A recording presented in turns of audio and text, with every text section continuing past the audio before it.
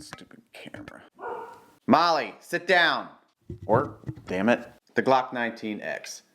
This will just be a brief rundown of the firearm, skipping over some of the more intricate differences and concentrating on the one or two major differences between the 19X and the Glock 19.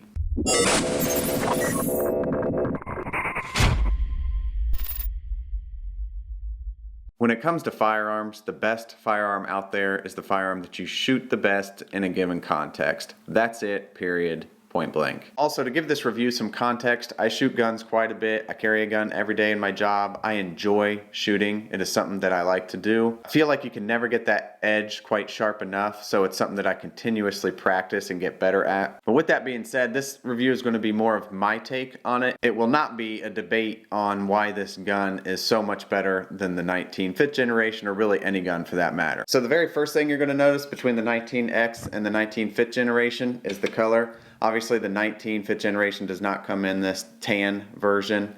This is something specific for the 19X. Second major difference, if you want to call it that, it's about a 1/2 inch higher.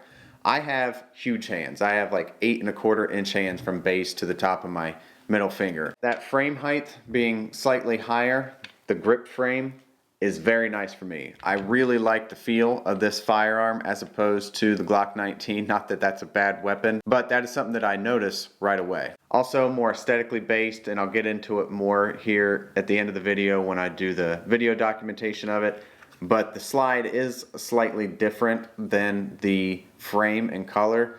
I don't know why. I don't know if it's just a material thing, the slide being metal and the frame being polymer. I'm sure that has a lot to do with it, but you can notice when you look up close that the two colors are a little bit different, and that's fine. I think it looks really cool. Also, another difference, there's a lip here at the bottom of the 19X mag well. I don't know why. Normally that area is vacant so you can strip a mag out to clear a weapon malfunction.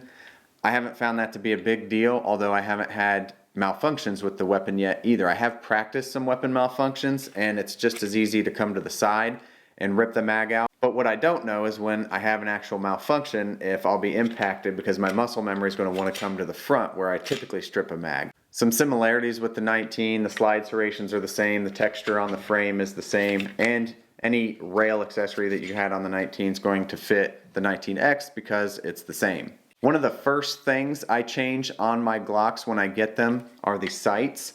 What's nice about this one is it comes with metal sights pre-installed right out of the box. And this one was deadly accurate right out of the box, which is also a plus. Some people are getting bent out of shape with this lanyard loop back here. I'll try to get it in focus. Glock made that a little bit larger than normal.